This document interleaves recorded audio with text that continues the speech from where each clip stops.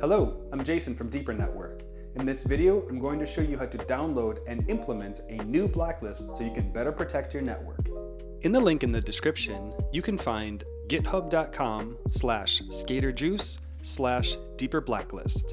Head over there and take a look at the new list 2025. If you've seen the previous blacklists, please disregard and delete them from your systems. Go to the new list 2025 and over to the right, download the list. This is a brand new compiled list of the most malicious and dangerous websites you do not want to access, plus their wildcards. Head over to the download button and save it to your system. Once you've saved it, log into AtomOS and head over to Security and then Custom DNS Rules. Click the Upload button, find your file, and then click Open. Immediately you have a brand new blacklist to better protect your network. And to make sure you're better protecting your sharing network, head over to Settings, Sharing, and then Blacklist.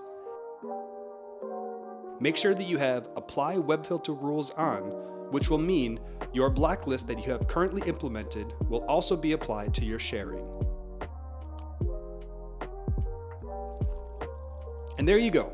Your network is now better protected.